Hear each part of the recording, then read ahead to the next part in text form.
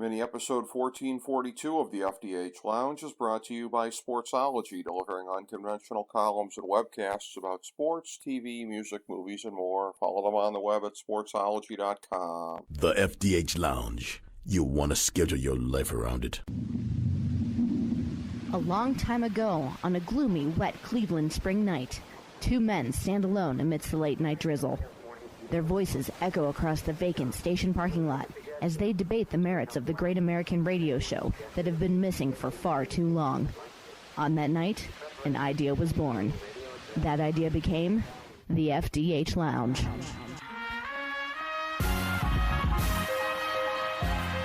Welcome to the FDH Lounge. Hello, everyone. Welcome to the FDH Lounge. This is FDH Managing Partner Rick Morris here. We're doing another sort of state of WWE type deal here. We did one of these leading into SummerSlam. We're doing one of these heading into WrestleMania season. So it is I, Rick Morris, here with my good buddy and fellow FDH Lounge dignitary Jake Digman, breaking this down. Jake was here as we went through State of WWE. We'll do AEW as well, and just kind of see during these wrestling wars where the two companies are at. The WWE is coming off of and this is one of the nicest ways I can put it, critically panned Royal Rumble show over the weekend that is actually one of the great pay-per-view fiascos in recent history. Some would say Heroes of Wrestling-esque, but we'll get into that as far as the levels of disaster that it was. But there was one very prominent head to fall coming out of this one here, and there have been a lot of them on the talent side in the last year. This one was both the talent side and also the front office side. We'll be getting into all that and much, much more. Let me bring in my good friend as I crawl over to the corner to make the hot tag to my close personal friend, Jake Digman. And Jake, we got a lot to talk about here, i.e. complain about, if we're talking about state of WWE in 2022. Well, me being a fellow old school fan of the business, I gotta say I'm holding the tag rope here to take your tag, and I appreciate it. And it's great to be back on the show with you, Ricky. And state of the WWE, it stinks. Okay, let's talk again in 6 months. It does, yes. You could take the animated character, the Critic, played so well by John Lovitz. Yes, it stinks, and that is as succinct a sum up as you are going to get of this. Nevertheless, an honor and a pleasure to have you in to talk about this. Hey, sometimes it's more fun to crap on stuff than it is to talk about how great it is. We'll get to put that to the test, because I think you and I are going to be putting over an awful lot of what AEW is doing when we go to talk about that. But this stuff here, this is just, again, it's one of these things where I watched it, I sat through the whole thing, largely because I am a Rumble completist. I've sat through all of them. I've watched all of them. I've kind of cataloged them over the years here, and I didn't want to not be a completist. But it's one of these things where, and this is maybe the first time I've ever felt this in terms of watching wrestling, that it's a thing of like, it's so clear in watching it that whether it be the complete absence of internal logic or consistency or anything like that, the contempt that they have for their audience, it's the first time I ever internalized it, Jake. I felt contempt for myself sitting through it. That's not a fun feeling. No, it's not. And it's interesting, like, the amount of the backlash that came as a result of this. I mean, having watched it, I guess I wasn't as vehemently, like, thinking it was Heroes of Wrestling-esque level bad. I think it's just a matter of, it's a problem that the WWE in particular has had for and I don't think it's a problem. And I read this somewhere else. It's not a problem. It's just the way they are. They don't make new stars. No. They don't use opportunities to make new stars. They just rely on old tropes and old hats until they run out of old hats. And when they run out of old hats, it's like, okay, what do we do? And it's been consistent. The only star they have made is Roman Reigns. Yeah. And that's debatable at that, out of what level of mainstream star you want to go with. But he is the only person that's currently in that company in the past 5 years that it's not to say they haven't had countless upon countless opportunities with, this past Saturday night being another example. But what do? They went back to the well of the familiarity of former names that were from the past, part-timers that come in because, let's face facts, those names pop buy rates. or if that's the thing we look at anymore, not even pop buy rates. I guess they generate social media buzz. Right. Because your quote-unquote mainstream outlets like an ESPN will pick up more so on a Brock Lesnar and a Ronda Rousey as opposed to a Riddle and a Bianca Belair. Right. But at what cost? And I'm sure we're going to get into all of that and more here. But, I'm the kind of person, man, I've said this to multiple friends of mine, if I were to work for the WWE, you know what I would do? I would quit and go become more famous somewhere else. Absolutely. And in terms of looking at this, it's such a depressing S-shell of a project here, what they have. It is just, on every level, so creatively bankrupt. It is really like, for anybody that watches this, it's the real-life version of Succession on HBO. I mean, Vince McMahon is Logan Roy. He's the past his prime old man. You have all these people circling around in this Game of Thrones-esque power play, if I'm going to launch another HBO comparison into the midst here. And again, the behind-the-scenes intrigue, we're going to get into that certainly in the course of this discussion. But just everything they have, you're right about this. They're not making new stars, and it's a thing where I will say, and I think I might have mentioned this when we were talking about NXT 2.0 before it started in our last discussion of WWE, which, by the way, complete misnomer. It's NXT 4.0 because the first version of it was the stupid game show. The second version of it was the improvement upon what they had in FCW. That was when you had the Shield guys down there and Cesaro and a couple of those guys. It was the early days of it that was an extension of FCW, but doing it better and doing it more coherently. The third version of it probably dates to about 2015 or so, where it became the Indie Superfed and the sort of the creative darling within the banner of mass WWE.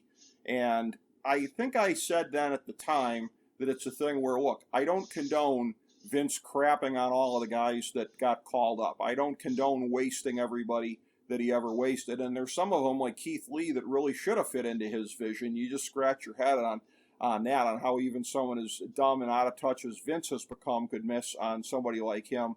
But at least NXT 2.0 is supposed to be in the vision of Vince McMahon. At least it's going to have the intellectual consistency, if you want to call it that, and that's probably a very kind way of putting it. Now, again, having watched the product, I can't even sit through it anymore because there's still isolated good wrestling here and there. Braun Breaker, stupid name notwithstanding, has everything it takes to be a big star, but I can't sit through the stupid vignettes. All of the quote-unquote character development that they're doing, it leaves me cold. I don't want to see any of that crap. But there is hope that as Braun Breaker and some of these guys get elevated, that, again, this could be a thing of maybe Vince knows deep down, for as much as we want to criticize him for being dumb and out of touch and senile and everything that we know that he is, that he knows he needs to create new stars. He needs a factory of guys in his image. At this point, truly, he will have no excuse whatsoever if he wastes the guys coming up from 2.0, if he doesn't push them very strongly, because unlike most of the guys on Raw and SmackDown that came out of NXT in the last couple of years, these ones are truly in his image all the way. I got to tell you this, NXT 2.0, I have seen approximately two things on the show. One, the very first episode, I saw the wedding that took place. I think it was Indy Hartwell and Dexter Lumis. Yes. I saw that segment, and and the other thing I saw, and it wasn't even on the show, I watched the celebration with Braun, Don't Call Me Rex Steiner, Breaker, and his dad. That was it. I tried. I turned it on. I have zero interest in this product. Me too. It reminds me of when, I don't know, you mentioned, getting these guys that are all in Vince's image. Yeah. And it reminds me of 2006, 2007 WWE, yes, where they were just bringing in these muscle-bound guys that couldn't work, that were just dragging. I mean, guys that, I'm talking the Snitsky era. No knock on Snitsky, who, ended up becoming comparable, I guess. But, the Mike Knoxes and stuff like this, and for the time, okay, I get it. It was what it was, but you already gave your audience a taste of what the audience told you they want in NXT. What are we calling it? 3.0? Right. Yes. NXT Thank you. 3.0. Yes. the black and gold brand, the Super Indie Fed, is Yes. what was the precursor to AEW, quite frankly. Yes. And every single takeover, guaranteed at least one 4.5 to 5 star match, and who was going to be the next indie darling sitting in the crowd for everybody to go nuts over. Right. You can't go from that to what we have now to what they're doing with the NXT 2.0, I guess we'll call it, because that's what it's actually called. You can't go back to something that wasn't popular 15 years ago, and also your audience has completely diminished since then. They don't even have half the audience they had in 2006. So anybody that's going to tune in, they're going to see this, they're going to go, okay, what exactly is this that I'm watching? Like, I'm as lifelong fan as you are. Monday Night Raw is impossible for me to sit there and watch. I don't watch it. I don't watch that or SmackDown. It might be a minute or so if I'm flipping by, but it's always a matter of how long I can stand it before I flip the channel, and it's never long. I keep up on what's happening, so I'm not ignorant of it for conversations like this. I know what's happening, but I can't subject myself to it, Jake. It's like Guantanamo Bay torture to watch that crap. Yeah, it's insulting to the audience with the exception of a few things here and there. I'll watch stuff involving Heyman and Reigns and Lesnar, and that's about it. Everything else is just kind of like, they've made it so, like, put it this way, around this time a year, you always try to, like, fantasy book, or you can kind of see the layout of what's going to happen at WrestleMania. I don't see the only quote-unquote dream match that I could possibly think of that just gets me remotely interested is AJ Styles and Edge, because they've never faced each other. Sure. And they're two legends from a bygone era. That's it. There's nothing else. I'm sitting there. I was combing through pretty much what it looks like we're getting. We're getting, Brock versus Roman. It's going to be good, but we've seen it. This is going to be the third time at WrestleMania alone, and the fourth time in the past 2 years they faced each other or something like that. Yeah. So it's like there's nothing really fresh there. That everybody wants to see Becky Lynch versus Ronda Rousey, so we're gonna get Charlotte Flair versus Ronda Rousey. Right. It's just like I don't know. It's one of those things where I think a lot of the audience, myself included, we continue to watch it because it's a thing we've always done. Right. But it's a thing where, I've never watched less of it than I do right now, because I can't hardly take it. I just, again, I don't like, and maybe it took the Royal Rumble for me to feel this way, because the last pay-per-view, I didn't watch all of SummerSlam, but I watched, the bigger matches of it, and even that wore on me, and it's a thing of just like, of internalizing that contempt, of feeling contempt for myself watching it. Like, you only live once, and you're spending your life watching this crap. From a company that doesn't care, that thinks that they're insulated from having to care about quality because of the revenue streams and everything like that. But as you pointed out, the audience is continuing to diminish, and that is the flip side of NXT, what they're calling 2.0, is that, yes, it's going to create guys in Vince's mold, but like you said, nobody wants to see that kind of crap. So is the fact that those guys are probably going to get seriously pushed on the main roster going to offset that? Not fully. The only other thing, too, is, and it breaks my heart to refer to anything as pre-Benoit, because, again, he was my favorite wrestler when he was alive, didn't know he would do something so scummy as to kill his wife and kid. But prior to the whole wellness policy fiasco of the mid-2000s, the guys you're talking about, like Snitsky, those guys had mobility issues, because it used to be if you were a juice head, like a lot of these guys were, where you couldn't even, like, really move. These guys today, at least they're fluid, right? Most of the guys at NXT, when I see 2.0, when I see them in there, at least they can move in the ring. At least they're fluid. The juice heads of the mid-2000s were the worst to look at because they just couldn't do anything. They couldn't take a bump. They weren't smooth. It was just literally painful to watch. It's funny. A perfect example of that is look at Randy Orton from that era versus now. Right. Like you could tell like he got so much better when he got. Well, I know he's not everyone's cup of tea, but Randy Orton, if nothing else, is consistent, and you can tell from the time his body completely changed from that era where he was just all mass. To the point where Vince called him out for not being on steroids. Right. During, he kind of like, shouldn't you like take something or something like that? It was just like, whoa. Right. Something else we'll never see in the light of day Right. in today's day and age. But and the other thing we got to acknowledge: this is a 70-something-year-old man running this company, along with a man in his late 60s. I believe that's how old Bruce Pritchard is, or right around that age. Sure. But still, it's like, dude, you've been around since the 1980s. You set a thing up, your audience and fan base tells you what they want, and it's like, well, I'm not going to give you that because this is what I want. It's like, okay. And I know a lot of people have, made fun of Tony Khan for basically being a money mark that is, playing with his new fresh shiny toys. But Vince McMahon has made a career out of being, a money mark for himself that plays with his toys, and he has his favorites. And once he gets his favorites, doesn't matter how good something new is. It's like, oh, you like this? I'm going to punish you for liking something. Well, exactly. In no other entertainment field nor sporting field or anything, well, maybe Star Wars, do the creative sides punish the audience for liking something. Right. We can go back recently, Rusev Day. Crowd got huge behind that organically. Right. If the crowd gets organically behind you in the WWE, you're screwed. You are. You absolutely are. And that goes back to, Taz has done interviews talking about the debut at MSG in 2000 at the Royal Rumble and walking backstage and going, I'm screwed because they popped for me in a way they weren't supposed to pop for me, and I'm not going to get any kind of backing here, and he was exactly right. And the politics... Which is so stupid. Right. Yeah. Isn't the whole idea we create stars to sell merchandise to right. make money? No. We want you to create this star. It's like, and fast forwarding back to the NXT 2.0, there's not one person on there that I see as a star. I know everyone's like, Braun Breaker this, Braun Breaker that. No, that's just the dumbest name possible, first of all. But I get it, because Vince McMahon and his whole thing with alliteration, Right.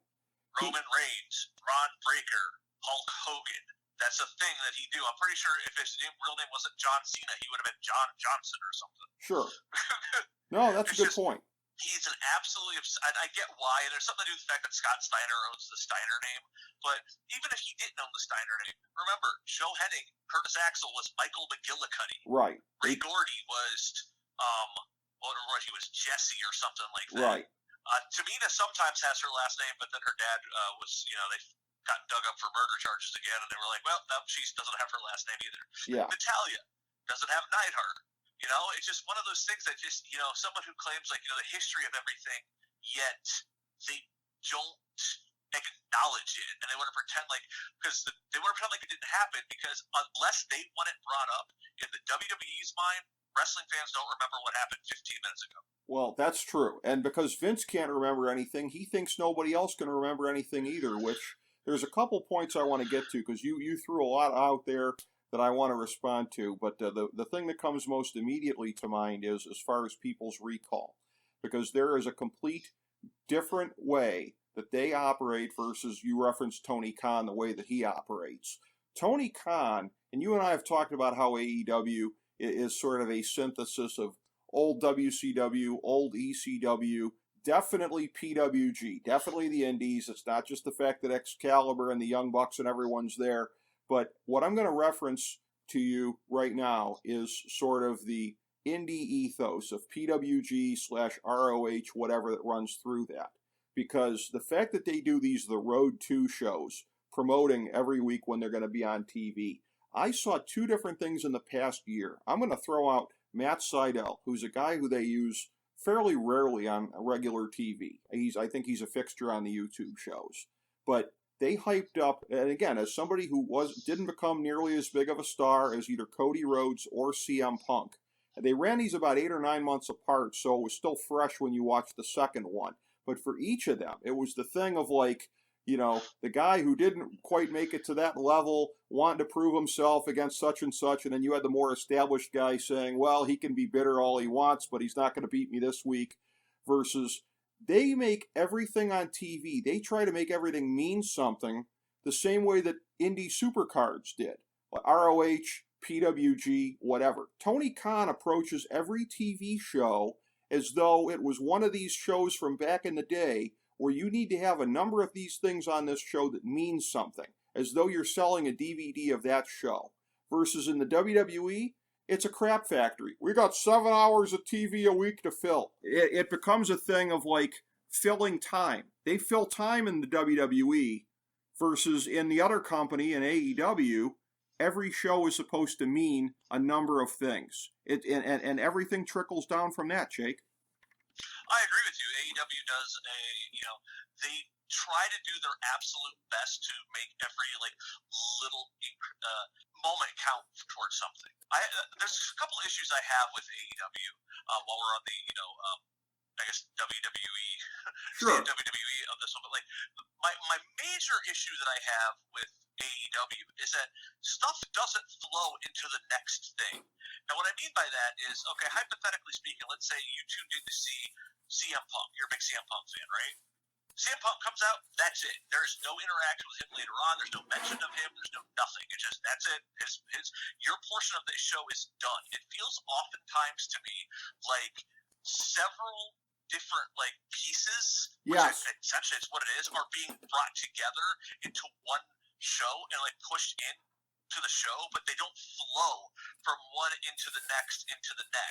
It's it reminds me a lot of WCW, where the cruiserweights would never interact with the heavyweights. It was that's your segment, that's it, they're done. That's a great point. For as much flack as we have given Vince Russo over the years, and just deserve all of them, he has done one thing he did great under Vince McMahon, you got to give him credit too on this, was back in the day there was always a continuing thread of say Stone Cold Steve Austin was going to show up, or The Rock was going to show up later on that night. They would talk about it, or let's say something happened and somebody got screwed over in a match. All of a sudden you see a backstage thing with them hey, I'm going to get revenge or something like that, just to let you know it was a continuous story arc. We don't get that, and not only in AEW, we don't get that really in WWE either. Very rarely will they do something like that, where it's okay, give me a reason to want to keep watching this show. And with AEW, my issue with them is give me a reason, and this is going to sound so crazy, but it's give me something other than I know I'm going to see a quote-unquote good match. And that's subjective as whatever your idea of a good match is, because there's, okay, I'm going to case in point. What you call it? Wednesday night. Did you watch Wednesday night? It's, yes. CM Punk and MJF. Right. Absolutely loved the match. Fantastic match. I love the finish of it. I thought the right way for Punk to lose. Great heel heat, puts MJF over $1 million, and the way his character would do things. But my issue comes in is that, and my girlfriend were making fun of us. We were making fun of how the referees in pro wrestling now count, and we've decided it's per number. So it's they'll count. They'll go 1, 2, 2, 3, 3. Right. 3, etc. Then it's oh no, Rick, did you just say something to me? 1. Yeah. It's just so far away from where things were. But those are little things. They have all of the right talent there. They have everything you could possibly want. Matter of fact, you and I have talked about this. I still want to do an AEW draft with you because, honestly, AEW is a company that should have a roster split or brand split, because WWE doesn't have enough talent right now to fill 2 shows, which why at WrestleMania I'm actually advocating them merging the belts back together. That's exactly it. You talk about dream matches. The only thing they could do for dream matches would be if they ended up doing that and merging back together and making it the one roster as they should. The winner could become the first ever undisputed champion. Yes, exactly. Here's the thing, though, joining Chris Jericho and Randy Orton. But I will say this, though, WWE to this day, they do what you're talking about a little bit better, and I'm not even saying that it's a great quality thing, but it's as far as cutting backstage to Roman Reigns 25 times a show, waiting for his segment. I mean, the thread through the show, they do that more on Raw and SmackDown than they do in AEW. Having said that, I think, however, inadvertently, Jake, you made my point for me on that. You reinforced it, because if it was an indie super show, indie super shows don't have threads. They move from one thing to the next. Which absolutely, and I guess you're right there. I mean, I was trying to think of ECW did back in the day. Not really. ECW just did it in the ring. A match would end, and all of a sudden, two guys would run out, there'd be a run-in, and there'd be another match going on. Yes. AEW, instead of doing that, because that was Paul Heyman's way of getting everybody on the card, Right. Tony Khan just has 8,000 people at ringside. He does. Sometimes it can become a clutter, where you're like, people get lost in the shuffle sometimes, or it's like, it's like if you debut there, okay, you're here for like 2 weeks, and then you're just another guy. But here's the thing, though, is that like AEW doesn't succeed in getting everybody over, but they try, versus WWE. And when you look at something like the Rumble, it's a thing where, again, the years when the brand split was abandoned, and it was only a couple of years there, but where there was only the one championship to fight for, it was very, very anticlimactic because it was only 2 or 3 guys at most that were going to be in the mix with a chance to win this thing. And it was thought that once you went back to the brand extension, that wouldn't be the case. And yet, it is still the case because they fired everybody. Well, but it's not only that though. They train you to think of all of these guys as geeks. I mean, for all of the rumors this week about that Matt Riddle might have been the winner, are you kidding me? Who would have taken him seriously fighting for really the B championship? Because anything other than Roman Reigns and Brock Lesnar, who I think between them have won every year at Survivor Series, any year that they've been in the champion versus champion thing here. It's the JV bracket on the other side, essentially. But even fighting for a JV title, Matt Riddle feels out of place when that would never have been the case before he got called up. But this is one of these things of where, and this is where Pritchard plays into it as well with his goofy 80s crap and not, Bruce Pritchard stopped learning anything about wrestling the day after he started doing Brother Love. But it was a thing where everything's got to be as broad as possible. Vince only understands super broad stuff. You got to dumb everything down. That's why all the baby faces got to be white meat to the point where people turn on them. Everything has to be broad so people at home can get it because they think everybody is idiots. And quite frankly, when they look at their audience at these shows, I'd be hard-pressed to disagree with them. But that being said, Matt Riddle being nothing, you're going to take the whole Fast Times at Ridgemont High part of his character, which is admittedly a good chunk of it, but he's also an MMA guy, and you're going to emphasize that over everything else. How the hell is Spicoli going to, and I'm not talking about Louis Spicoli, going to be perceived as a potential world champion in any type of company here? That's what happens when you treat everybody that way, and you condition the fans to think of everybody as geeks. I realize I'm going to have to pay royalties to Brian Alvarez for using that term. Okay, well, you had a lot there to unpack a little bit of what you just said. Mm-hmm. The most recent thing you just said, I got to say about as far as Riddle goes, my friend Riccio, he who does not study the past is doomed to repeat it. Okay. Do you remember several years ago when John Cena tied Ric Flair from 2016, and he tied Ric Flair to become the 16-time champion? I do. 17 number, but you remember that? Yeah. And do you remember the road to WrestleMania? I do indeed. And who won the WWE Championship at WrestleMania? Yeah. All right. You take the role of, we will not be taking the role of Bray Wyatt, and he will be saved by Riddle, and then Randy Orton will win the championship at WrestleMania. Oh, jeez. Oh, man. That could happen. I mean, and that was 5 years ago. And here's the thing, too, when you look at this, because you were talking about this with Bray and Braun Strowman in there and everything, and I think this goes to a wider part of the whole critique of Nick Khan and everything that he's up to here, and that is that, again, Bray and Braun were 2 of the only guys that they had that were exempted from being treated like geeks. They were 2 of the only guys, and that's what made their releases so shocking, is that they were above that line where there are probably more women than men above the line, but not by much. Because really the only men above the line I think that are left are Roman Reigns, Brock Lesnar, and I think probably Seth Rollins straddles it, but he's not over the line. AJ Styles. Maybe, but I mean, they treated him like a geek in the Omos blow-off, so... I mean, yeah, but at the same time, he's Teflon. all he's got to do is go out there. Like, you can't tell me that if all of a sudden, AJ Styles just came out and said, I don't have an opponent for WrestleMania, and I'm just using Edge because I think that'd be a good match. And he came out there, you wouldn't have the slightest of interest in that. Yeah, no, I mean that I would, but I mean they treat. I only say that. Oh, they treat him like crap, but I say that because he's the kind of guy that his body of work has spoken for itself. Right. That no matter what crap they give him, he can just go out there and have Kurt Angle was doing so much stupid, god awful stuff in 2006. Dare we remind you of the feud with Booker T and his horrible promos that would get canceled today. Let's just say that.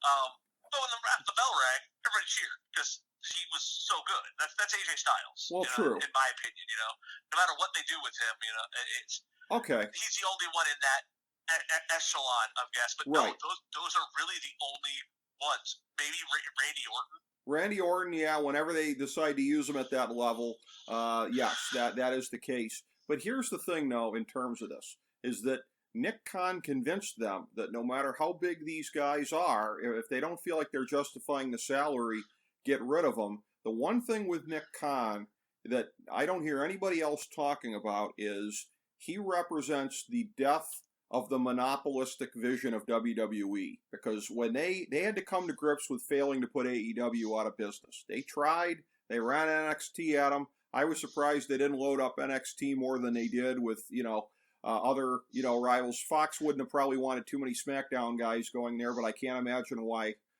USA would have objected to a bunch of Raw guys coming in to bolster them. But anyways, hang on 1 second. I want to bring this up while you say it, so I don't lose this train of thought. I just want to bring us one point. Why can't they be on all the shows? It's not like it's a real draft split. It's not like someone's actually under contract to Fox and someone's under contract to USA. If you have this talent, put them on the show. Yeah. Back in the day, that's what you would do, and find a reason for it. Hell, they could have very easily done an NXT versus SmackDown feud or something, Right. Something like, give a reason for someone to be on the show. Right. You're like, hey, I want this to happen. Go back to the whole idea of anything could happen, but it's the whole, we have these made-up fake rules that we have to follow. Well, anyway, you were saying, sorry. Yeah. No, that's an excellent point. And they only follow the rules when they want to, because I understand sometimes leading up to WrestleMania, you see guys moving back and forth and Survivor Series, but they did it in the lead up to the Rumble, and they don't even care. They just move guys back and forth. You're not even supposed to be paying attention to what shows these guys are on at this point. Because again, it goes back to they don't have enough star power. No, they don't. They don't, and that's what they do, and it's a cheat because they don't have enough.